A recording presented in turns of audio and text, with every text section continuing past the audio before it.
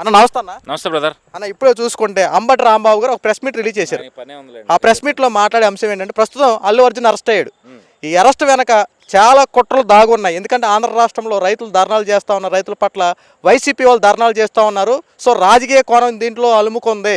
ఆ వార్తలన్నీ పక్కన పెట్టే కాస్త ఈ రోజునే అల్లు అర్జున్ అరెస్ట్ చేసినట్టు పెద్ద ఎత్తున ఏదో జరగబోతుందంటూ చాలా మాటలు మాట్లాడుతూ ఉన్నారన్న. అంబటి రాంబాబు వ్యాఖ్యలపై మీ సమాధానం ఏంటన్నా? మా కర్మండి బాబు, ఇది పక్క రాష్ట్రాల్లో అరెస్టులు జరగడం ఏంటి, ఇక్కడ దాన్ని డైవర్ట్ చేయడానికి ఆయన ఈరోజు అరెస్ట్ చేశారు అనడం ఏంటి? అసలు ఏమన్నా సింకింగ్ ఉందండి? తెలుగు రాష్ట్రాలు, ఇక్కడ రాజకీయం ఎక్కడిది, అక్కడ రాజకీయం అక్కడిది. రేవంత్ రెడ్డి గారు తెలంగాణ కాంగ్రెస్ పార్టీకి అధ్యక్షుడు, తెలంగాణ రాష్ట్రానికి ముఖ్యమంత్రి.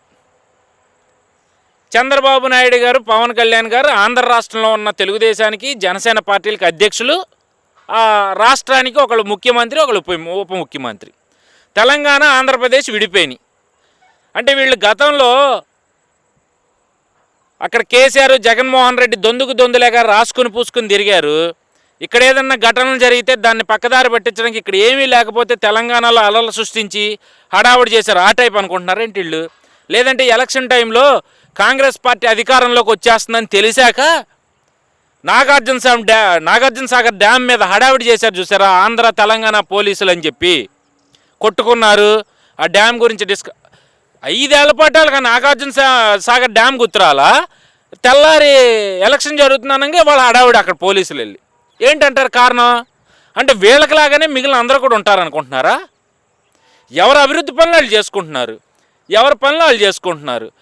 అసలు దీనికి సంబంధం ఏంటి ఆంధ్రప్రదేశ్ ప్రభుత్వానికి అల్లు అర్జున్ అరెస్ట్కి? సినీ ఇండస్ట్రీలో సినిమా వ్యక్తులకి ఎంత ఇంపార్టెన్స్ ఇస్తుందో తెలుగుదేశం ప్రభుత్వం ఇప్పటికే మనం ఎన్నో సందర్భాల్లో చూసాం. ఎందుకంటే ఈ 6 నెలల్లో ఎంతమంది స్టార్ హీరోలు సినిమాలు రిలీజ్ అయినాయి? ప్రతి ఒక్కరికి ప్రీమియర్ షోలకు పర్మిషన్లు ఇచ్చారు, రేట్లు పెంచుకోవడానికి పర్మిషన్లు ఇచ్చారు. మరి ఇంకే వీళ్ళకి ఇబ్బంది ఏముంది? అలాంటి వాళ్ళ మీద వీళ్ళు ఎందుకు పగబడతారు నాకు అర్థం కాదు.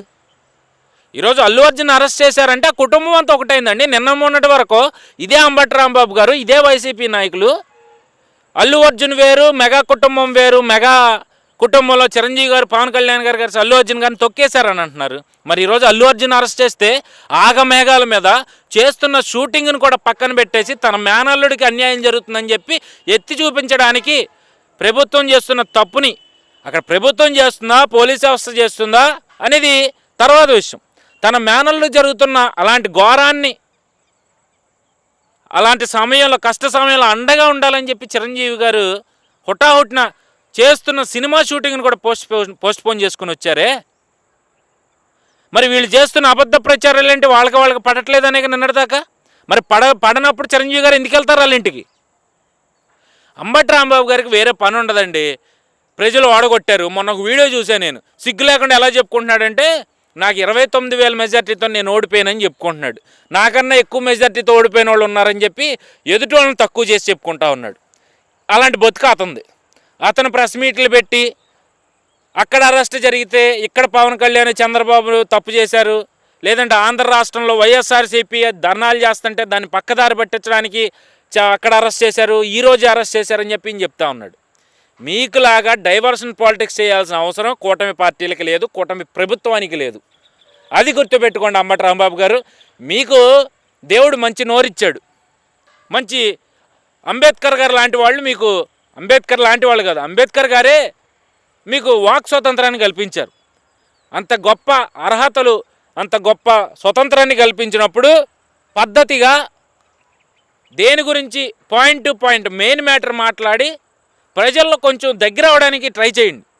అంతేకాని యదవస్తులంతా మైకోటి ముందు పెట్టుకుని మీకు కావాల్సిన మీడియా ఛానల్ని పిలిపించుకుని వాళ్ళ ముందు సొల్లు కబుర్లు చెప్పుకుంటా ఎక్కడో ఇల్లు కాలితే నీ ఇంటి మీద నీళ్లు పోసుకున్నట్టు అక్కడెక్కడో తెలంగాణలో అల్లు అర్జున్ అరెస్ట్ చేస్తే ఇక్కడ చంద్రబాబు నాయుడు, పవన్ కళ్యాణ్ డైవర్షన్ పాలిటిక్స్ చేస్తున్నారని చెప్పి మీ లాంటి వాళ్ళ నోటి నుంచి రావడం అనేది నిజంగా చాలా దరిద్రంగా ఉంది వినడానికి కూడా.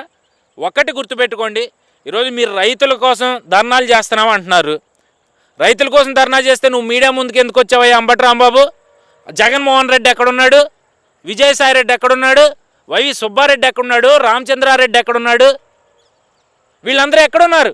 రోజారెడ్డి ఎక్కడున్నారు?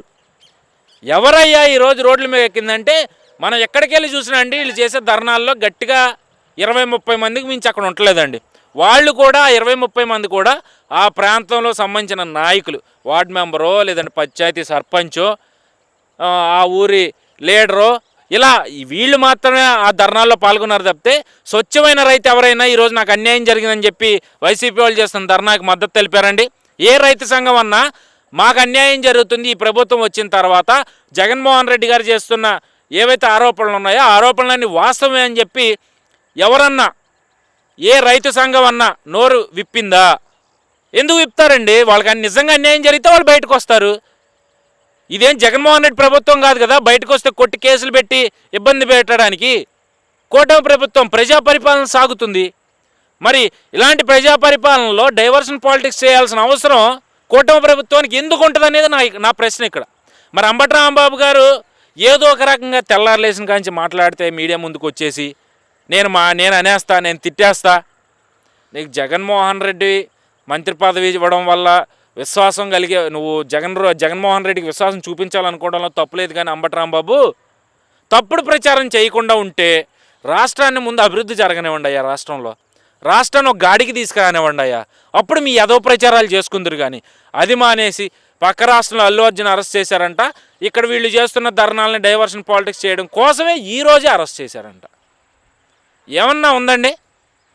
ఈరోజు రాష్ట్ర భవిష్యత్తు కోసం మన కూటమి ప్రభుత్వం 2047 అనే విజన్తో ఒక ప్రోగ్రామ్ని డిజైన్ చేసుకుని ఈరోజు విజయవాడలో దాన్ని సంబంధించిన అంశాలన్నింటినీ కూడా ప్రజలకు తెలియజేయడానికి ఒక ప్రోగ్రామ్ని నిర్వహిస్తే 11వ తారీఖున ఈ ధర్నా ప్రోగ్రాం చేస్తానన్న జగన్మోహన్ రెడ్డి 13వ తారీఖు ఎందుకు మార్చుకున్నాడు? అంటే ఈరోజు చంద్రబాబు నాయుడు ప్రోగ్రాం చేస్తున్నాడు దాన్ని డైవర్ట్ చేయడం కోసం అనేగా. ఇక్కడ ఎవరండి డైవర్షన్ పాలిటిక్స్ చేస్తుంది? ముందు జగన్మోహన్ రెడ్డి మీడియా ముఖంగా డిసెంబర్ 11వ తారీఖున మేము మా పోరాటాన్ని ప్రభుత్వం మీద మొదలు పెట్టబోతున్నామని చెప్పింది జగన్మోహన్ రెడ్డి కదా 11వ తారీఖు నుంచి అని. మరి 13వ తారీఖు ఎలా మారింది? అదే రోజు చంద్రబాబు నాయుడు, పవన్ కళ్యాణ్, కూటమి ప్రభుత్వం 2047 అనే విజన్కి సంబంధించిన ప్రోగ్రామ్ని లాంచ్ చేస్తున్నారు, దాన్ని పక్కదారి పట్టించాలి అని ఈరోజు అంబటి రాంబాబు లాంటి వాళ్ళు దాని గురించి మాట్లాడరు. ఎందుకంటే వాళ్లే కదా డైవర్షన్ చేస్తుంది. ఆ డైవర్షన్ చేయడం కోసమే ఈరోజు మీరు ఎందుకు ఉపయోగం లేని ఇలాంటి ధర్నాలు మీరు తెర మీదకి తీసుకొచ్చింది. ప్రజలకు అన్యాయం జరిగితే, రైతులకు అన్యాయం జరిగితే వాళ్లే బయటకు వస్తారు, వాళ్లే రోడ్లు ఎక్కుతారు. మీ ప్రభుత్వంలాగా ఎవరు అడ్డుకోవట్లేదు కదా ఇక్కడ. సో ఒకటి గుర్తుపెట్టుకోండి అంబటి రాంబాబు గారు, దేవుడు నోరిచ్చినందుకైనా ప్రజలకి కనీసం మీ వెనక తిరుగుతున్న వాళ్ళకైనా ఉపయోగపడే విధంగా మాట్లాడండి. అది మానేసి నలుగురితో చీ అనిపించుకుని చా అనిపించుకుని ఇలాంటి బతుకులు బతికే కన్నా ఏదైనా గంగలో దూకడం మంచిదని చెప్పి ఈ సందర్భంగా అంబటి రాంబాబు గారిని హెచ్చరిస్తా ఉన్నా. Okay, thank you.